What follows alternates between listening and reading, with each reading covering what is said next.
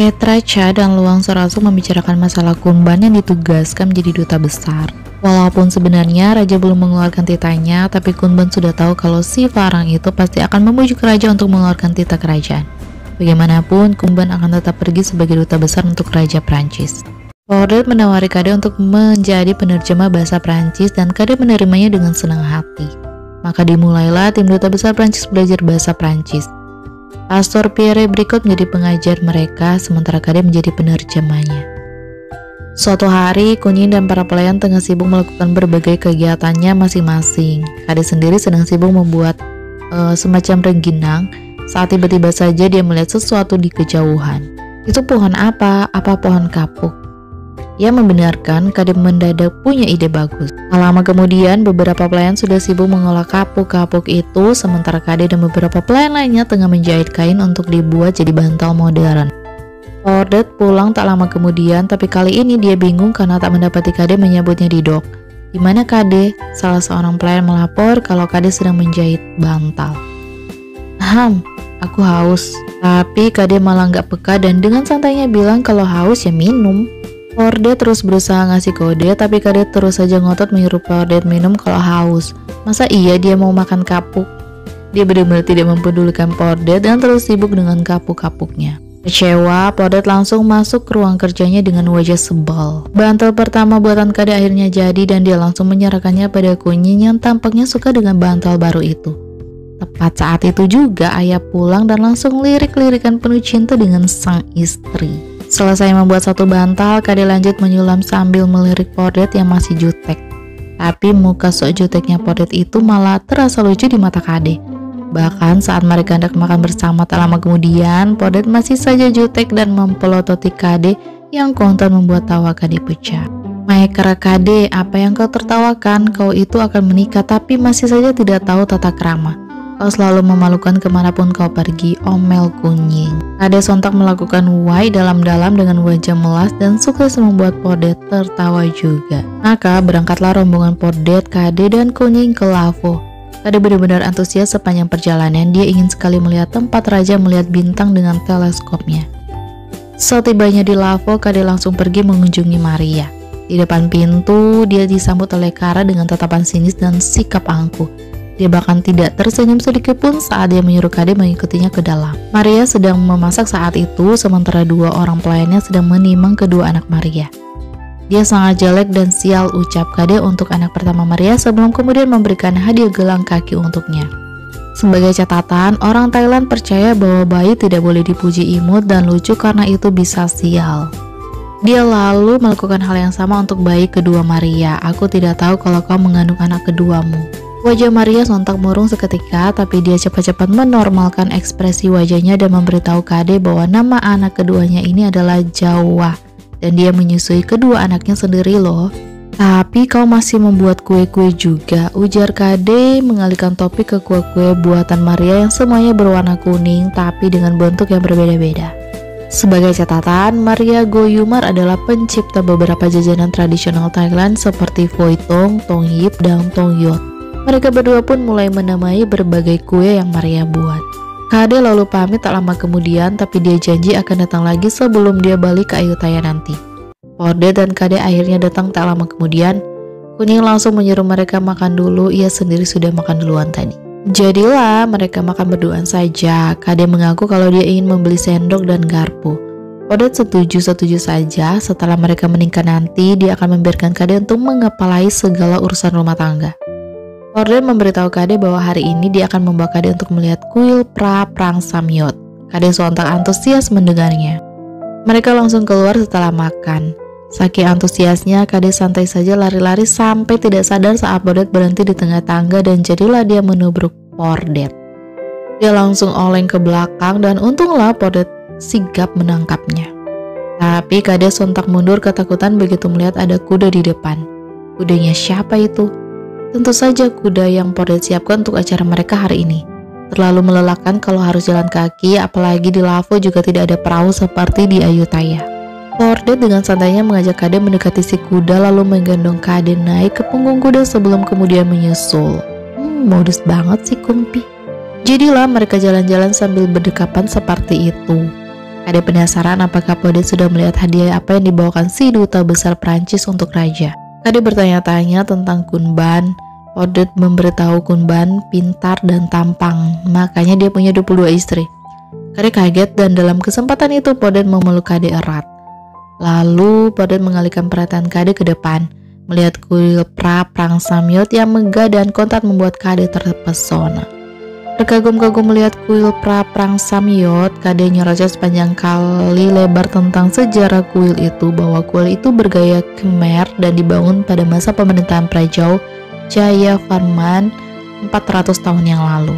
Podet sontak menatapnya dengan keheranan. Kade beralasan bahwa waktu dia masih kecil pernah ada seorang guru yang mengajarinya tentang sejarah kuil ini. Saat mereka turun dari kuda tak lama kemudian, Kade penasaran apakah Podet tidak merasakan apapun saat orang-orang bilang dia wanita gila. Aku mempercayai ucapanmu itu, kalau kau gila berarti aku juga gila. Duh, Podet so sweet banget sampai Kade jadi malu dan langsung memalingkan mukanya. Podet sontak mendekat seolah hendak mencium belakang kepala Kade, tapi Kade buru-buru menghindar dengan malu. Hari ini Podet membawa Kade melihat-lihat istana dari luar pagar. Dia bahkan menjelaskan dengan terperinci setiap bagian dari istana itu. Kade kagum mendengarnya, tapi dia ingin melihat gedung Prachauhau. Podet pun membawanya ke sana. Podet menjelaskan bahwa gedung itu dibangun seperti gedungnya Farang dan biasanya digunakan untuk menyambut tamu kenegaraan kebanyakan Farang.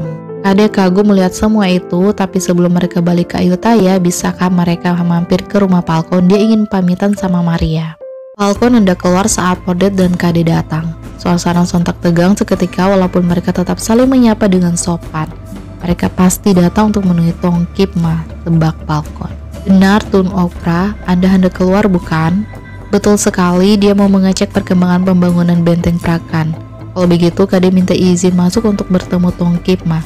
Tapi bahkan sebelum mereka melangkah, Falcon mendadak menghentikan mereka. Dia jelas curiga dengan kedatangan mereka dan memutuskan untuk mengirim anak buahnya berangkat duluan ke benteng Prakan. Dia akan menyusul nanti. Maria menyambut mereka dengan senang hati. Kade dengan bangga menunjukkan kue-kue buatan Maria yang enak banget. Dia juga bisa membuatnya sendiri loh. Kalian memasak Maria sangat hebat, puji Kade. Sayang, suasana ceria di antara mereka hancur begitu Falcon masuk dan menatap mereka dengan tajam. Kade terpaksa mengakhiri sesi basa-basinya dengan cepat untuk menyatakan tujuan utamanya kemari adalah untuk pamitan karena dia akan balik ke Ayutthaya. Mereka mengantarkan kedua tamu mereka ke depan pintu, tapi bahkan sebelum mereka pergi, Maria masuk duluan dan Falcon langsung mengejarnya dengan penuh amarah. Kade jelas khawatir melihat itu, tapi Podet langsung mengajaknya pergi saat itu juga. Itu adalah urusan suami istri, jadi Kade tidak perlu khawatir. Falcon mengamuk-ngamuk menuduh Maria masih punya perasaan pada Podet. Dia bahkan menuduh Podet sengaja membawa Kade kemari sebagai alasan agar bisa bertemu Maria. Dia pasti ingin melihat bagaimana kehidupan mantan kekasihnya sekarang. Jangan pernah berpikir kalau orang lain sama sepertimu. Falcon sontak emosi, hampir saja melayangkan tangan ke Maria, tapi wajah Maria yang tampak begitu ketakutan padanya akhirnya berhasil menyadarkannya untuk menahan diri lalu pergi dengan kesal. Ayah tengah sibuk bekerja saat Kunim pulang lalu langsung masuk untuk istirahat. Kade menyusul masuk tak lama kemudian dan langsung nyerocos antusias tentang perjalanannya yang sangat menyenangkan. Ayah pun senang. Aku senang karena kau di sini bahagia. Beberapa hari lagi dia akan pergi jauh, tapi jangan khawatir, kau akan tinggal di sini bersamaku dan menunggunya kembali. Setelah Podet kembali nanti, ayah janji akan segera menikahkan mereka berdua. Kade benar-benar tersentuh mendengarnya sampai dia tak kuasa menahan air matanya terjatuh. Ayah bingung kenapa Kade menangis, kenapa dia sedih. Aku tidak sedih, aku bahagia Joka, ucap Kade yang kontan membuat semua orang mendengarnya tersenyum termasuk Podet. Malam harinya saat dia tengah melakukan ritual kecantikannya, Kade memikirkan kebaikan ayah padanya selama ini. Aku sayang paman, dia sangat baik, Pipin, Piam. Ketiga wanita itu pun langsung beralih fokus menjahit baju untuk Podet. Bahkan keesokan harinya, Podet dipanggil ke kamarnya Kade untuk diukur badannya. Setelah diukur, Kade menyuruh Podet untuk fitting rompi buatannya yang sudah jadi. Podet bingung itu untuk apa. Ini namanya rompi. Di mana aku harus memakainya? Di dalam untuk menjagamu, kau tetap hangat. Bisakah aku memakainya di luar? Lebih baik dipakai di dalam saja agar ini bisa menahanmu. Menahanku? Menahanmu memiliki orang lain. Orang lain siapa? Orang yang lebih dekat denganmu di negara lain. Yang dekat denganku, Aku tidak melihatnya, aku hanya melihat seseorang yang jauh. Kade jadi malu mendengarnya. Dia ingin cepat-cepat melepaskan rompi itu, tapi tiba-tiba Podet menggenggam tangannya lalu meletakkannya di dadanya sambil tersipu malu. Kade cepat-cepat menarik dirinya dan mendapati kedua pelayannya sudah mengubur kepala mereka dalam-dalam di balik kain. Semua baju buatan Kade akhirnya jadi dan dia langsung menyerahkannya ke Podet. Podet lalu memberitahu Kade bahwa guru Cie Prakau akan ikut dengannya ke Perancis nanti. Sungguh baguslah, jadi dia bisa melindungimu dari mara bahaya yang tak kasat mata. Tapi kemudian Podet memberitahu bahwa guru ingin Kade pergi menemuinya besok. Kade jelas heran mendengarnya. Kade pun menghadap guru Cie Prakau keesokan harinya. Dia duduk di hadapan guru Cie Prakau dengan kebingungan. Sebentar lagi kau akan mengetahuinya. Tak lama kemudian datanglah beberapa pria termasuk Petracha. Kade yang belum pernah bertemu Petracha sontak menatapnya dengan penasaran. Dan alangkah terkejutnya dia saat guru Cie Prakau memanggil pria itu sebagai Okra Petracha, orang yang nantinya akan mengambil alih tata Raja Narai. Guru Cie Prakau memulai pertemuan ini dengan menasihati para pria untuk terus melatih keahlian mereka dan meneguhkan keyakinan mereka dengan mantra selama beberapa di Perancis nanti.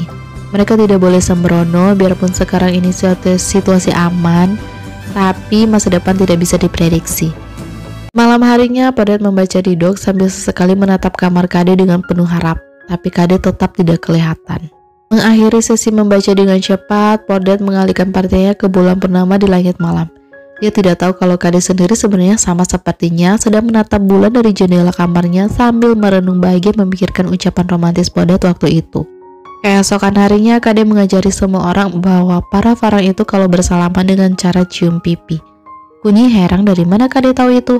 Memangnya saling menyapa dengan ucapan saja tidak cukup? Aku tidak mengada-ngada, Bi. Kunpi memberitahuku tentang apa yang dikatakan Ok Pratun bahwa para farang itu saling menyapa dengan saling mengecup pipi. Dan aku tahu itu, sungguh. Mereka penasaran bagaimana caranya. Maka Kade pun menyuruh Podet untuk mendekat padanya, tapi Podet cuma geser sedikit sehingga Kade terpaksa harus mendekatkan dirinya ke Podet. Semua orang mulai tegang dan penasaran dengan suasana ini. Lalu dengan santainya Kade cipika-cipiki Podet yang sontak membuat semua orang syok berat. Kunying sampai menjatuhkan mangkuk cemilannya saking kagetnya dan para pelayan langsung memalingkan muka. Podet sih senang-senang saja walaupun awalnya kaget juga.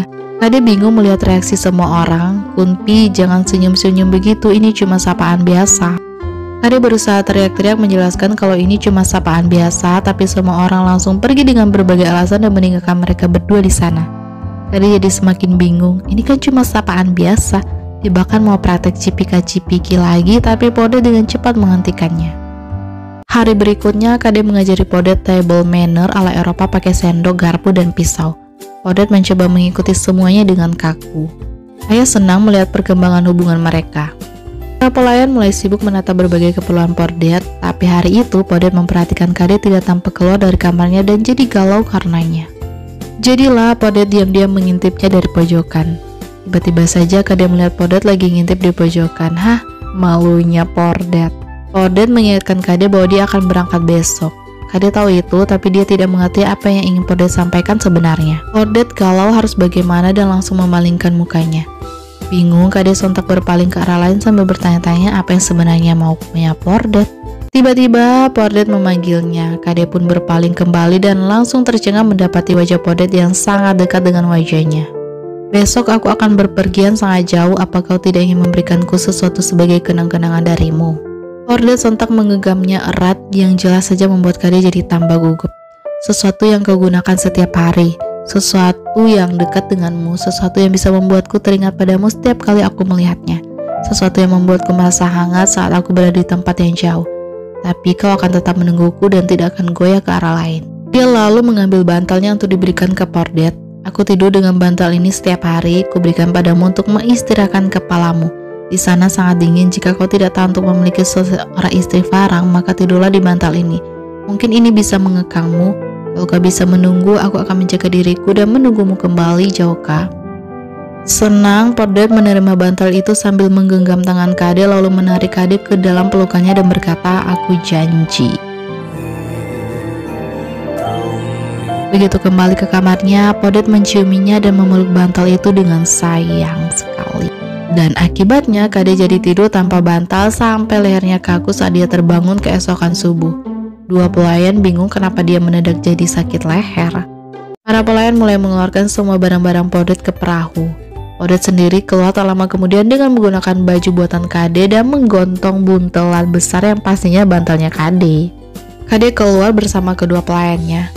Ayah dan Kunyi memberinya restu, tapi ayah penasaran banget dengan buntelan itu. Ia mencoba mengangkatnya dan mendapatinya ringan. Ini apa? Apa bajunya Pordet? Suruh Joy saja yang membawanya. Tapi Pordet langsung mengambil buntelan itu dari tangan ayah. Ini benda penting, ujar Pordet sambil melirik Kade.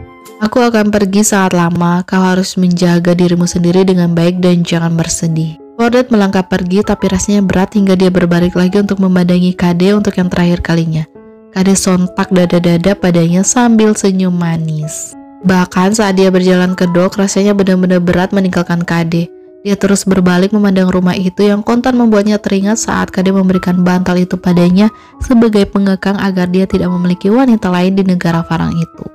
Lamunannya buyar seketika saat Joy datang untuk mengabarkan kedatangan Rung dan Januar. Hanya bisa mengantarkan Pordet sampai di sini. Rung ingin mengantarnya ke pelabuhan, tapi dia meminta Pordet untuk menunggunya di dok sebentar. Pordet mengerti lalu pergi duluan meninggalkan mereka berduaan. Januar berniat menghindarinya, tapi Rung dengan cepat memanggilnya kembali dan mengaku terang-terangan bahwa belakangan ini dia sering memikirkan Januar. Hanya saja dia tidak berani menemui Januar karena ibunya Januar. Di rumah, Kade menulis buku jurnalnya tentang kepergian rombongan duta besar Ayutthaya ke Prancis bersama dengan duta besar Prancis yang balik ke negaranya sesuai apa yang tertulis dalam sejarah. Lalu sejarah bilang mereka akan pergi beberapa lama. Dengarkan baik-baik ya Pi, 1 tahun. Kalau dia pergi setahun lebih, seseorang di sini akan merindukannya setengah mati, goda Yam. Tapi candaan Yam itu kontan membuat Kade bersedih dan merindukan Pordet.